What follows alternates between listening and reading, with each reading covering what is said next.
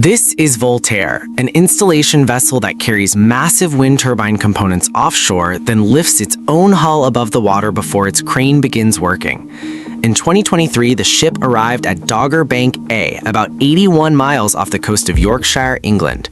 Its deck carried components for GE's 13 megawatt 𝗤𝗂𝗃𝗀𝗃𝗃. Once the work was complete, the blade tips would reach about 853 feet above sea level. Before a single blade could turn, the ship had to create a stable work platform in a location shaped by wind, waves, and current. 𝗤𝗂𝗃 is a jack-up wind turbine installation vessel. Its hull is 555 feet long. Including the helideck, its overall length is close to 597 feet. The cargo deck covers just over 75,000 square feet and can carry up to about 17,637 U.S. short tons. That space and payload let the ship carry several turbine components in one trip. Its main crane has a maximum lifting capacity of roughly 3,527 U.S. short tons. That maximum depends on crane configuration and lifting radius, so it does not apply at every boom position. The journey of a turbine begins at a marshalling port. For the Dogger Bank campaign, components were prepared at 𝗤𝗂𝗃𝗃 port near Hartlepool. Towers, nacelles, blades, rigging equipment, and work gear were gathered there before loading. The port served as a staging area between the factory and offshore site. Components were inspected, prepared, and arranged in installation order. Deck order matters because the crane must reach each component without moving other cargo unnecessarily. Loadout begins with a plan connecting each component's position on the dock to its final position on deck. No area can exceed the deck's structural limit. The crane's swing area, walkways, emergency access, and sea fastening release points must remain clear. Tall and long components experience forces from ship movement during transit, so their transport supports are designed for loads different than those they will face once the turbine is standing. Before departure, crews inspect the restraints, blade racks, nacelle supports, and loose gear for approval. Each 𝗤𝗂𝗃𝗃𝗃 blade is 351 feet long. The rotor diameter is about 722 feet. 3 blades require dedicated racks to stay separated and protected. The tower stands on a transport support, while the nacelle rests on a structure designed to withstand marine loads. Every component is secured with sea fastenings. These structures transfer movement forces into the deck, then are removed in a controlled sequence before lifting. The ship sails to the site with its jack-up legs raised. 𝗤𝗂𝗃 has 4 legs, each about 427 feet long. At the bottom of every leg is a spud can, a wide structure that spreads the load across the seabed. The vessel can work in water depths up to roughly 262 feet. Its actual capability at any site still depends on water depth, soil conditions, leg penetration, air gap, weather, and a site-specific engineering assessment. During the voyage, the nacelle, tower, and blades remain deck cargo. The crew monitors the ship and securing systems throughout the voyage. Speed and route can be adjusted to match sea conditions and operating limits. At the project area, the crew does not choose a position by sight from the bridge. The foundation coordinates are already fixed, the seabed has been surveyed, and cable routes have been mapped. The installation model is used to verify clearances between the hull, crane, tower, and permanent structures so the boom and load avoid unsafe paths. 𝗤𝗂𝗃 arrives after the fixed bottom foundation is ready. On projects like Dogger Bank, the monopile and transition section are installed before turbine assembly begins. This separates foundation work from the installation of the tower, nacelle, and blades. A floating heavy lift vessel such as Orion can install monopiles with a crane, dynamic positioning, and a pile gripper while remaining afloat. Orion has a 5,000 metric ton crane and has installed large monopile foundations.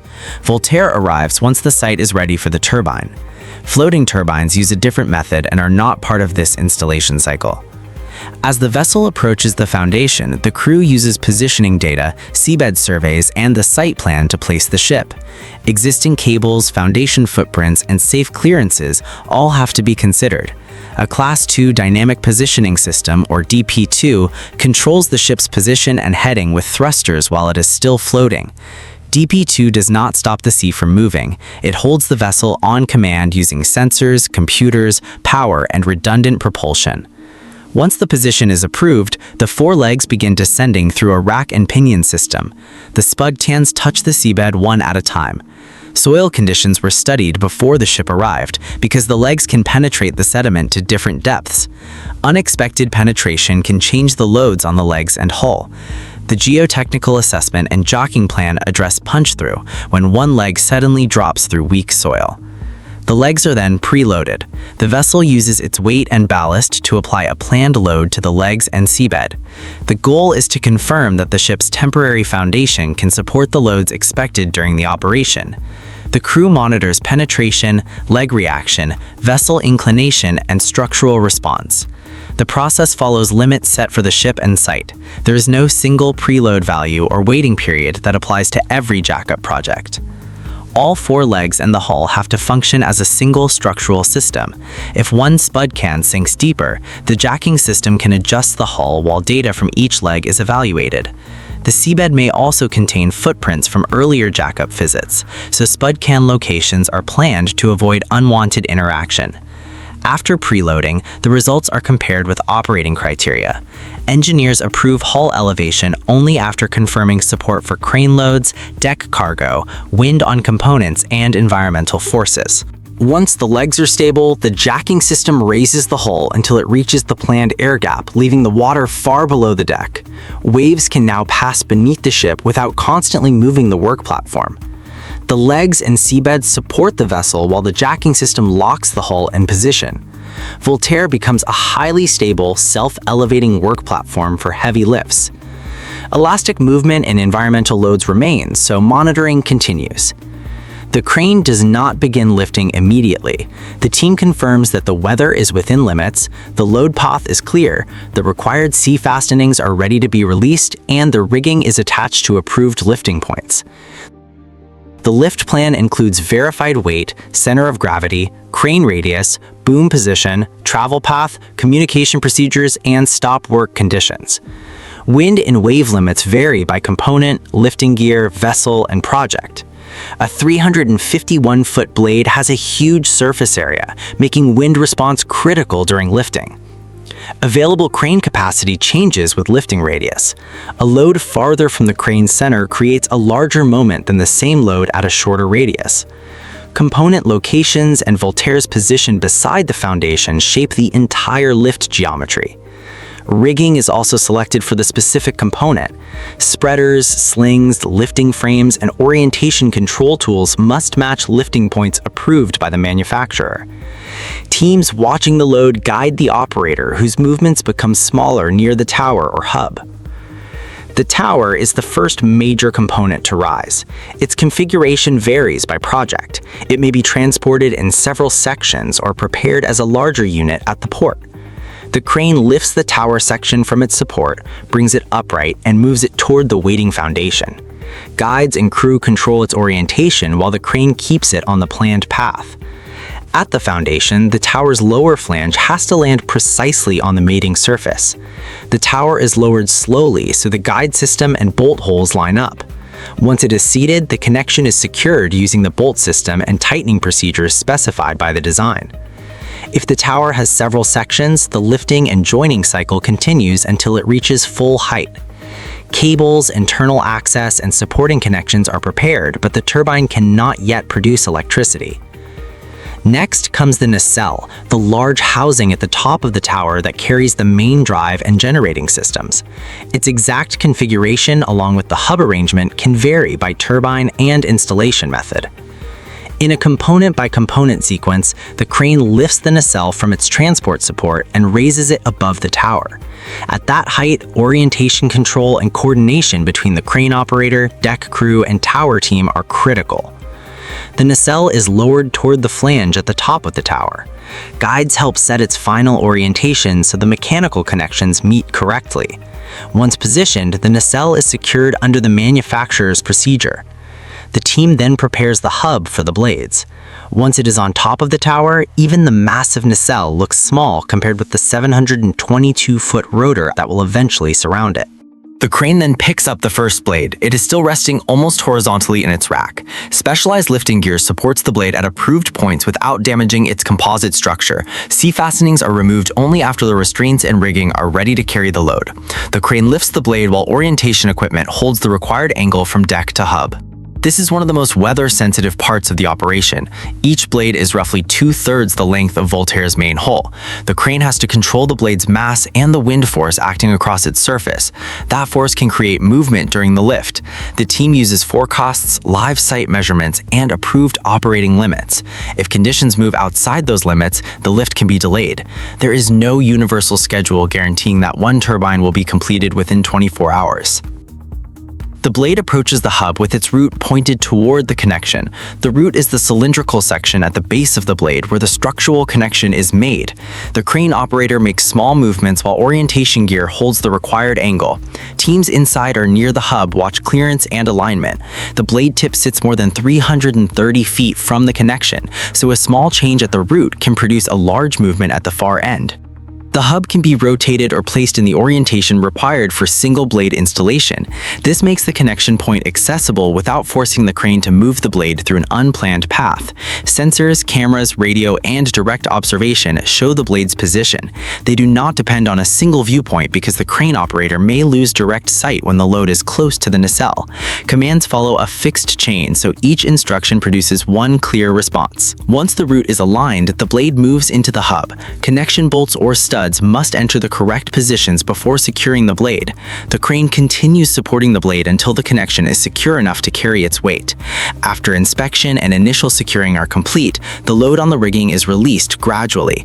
The lifting gear returns to the deck for the next blade. The same cycle is repeated twice more, with the hub orientation adjusted to match the installation method. Once the final blade is installed, the turbine's main mechanical structure is complete. The tower stands on the foundation, the nacelle sits at the top, and the rotor spans 722 feet. Finishing the crane work marks the end of the main mechanical installation. The turbine still needs inspections, completion of electrical and control connections, safety testing, and commissioning before operation. On many projects, commissioning technicians arrive on another support vessel and work in parallel with the installation campaign. The turbine does not begin delivering power the moment the crane releases the last blade. Commissioning confirms that the turbine is ready to operate as a generating machine connected to the grid. Depending on the project and manufacturer, the team may test auxiliary power, controls, communications, sensors, safety systems, pitch actuators, yaw systems, and electrical connections. Inter-array cables carry power toward the collection system and offshore substation once the required sections are ready. Mechanical installation and first power are separate milestones. At Dogger Bank A, the first 𝗤𝘂𝗲𝗀𝗃𝗃 turbine was installed in 2023 and later produced first power after the necessary testing and energization were completed. Voltaire prepares to leave once the installation is accepted and the area is safe. Rigging is returned to storage. The deck is secured, the crane is placed in its travel configuration, and the departure plan is checked. The jacking system then lowers the hull toward the water in a controlled sequence. As the hull regains buoyancy, the vessel's weight transfers from the legs back to the hull. The forelegs do not always come free from the seabed immediately. Spud cans may remain stuck because of soil pressure and penetration. Extraction procedures account for site conditions, leg loads, and existing spud can footprints. Once each leg is free, the rack and pinion system retracts it into the sailing position.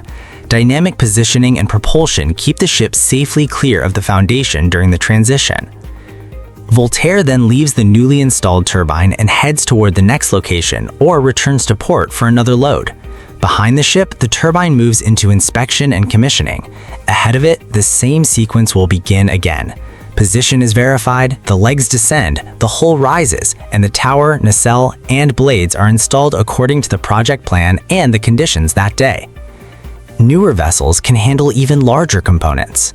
𝗤𝗂𝗀𝗃𝗃 by Van Oord, for example, is 574 feet long, has 4 113-foot legs, and carries a crane with a 509-foot boom capable of lifting more than 3,000 metric tons, or about 3,307 US short tons. The vessel is designed for turbines of up to about 20 megawatts and working depths of roughly 230 feet. Those numbers show where the fleet is heading. The basic cycle still depends on port preparation, seabed assessment, vessel stability, lift planning, and a workable weather window. At one position in Dogger Bank, a complete turbine now stands in the sea.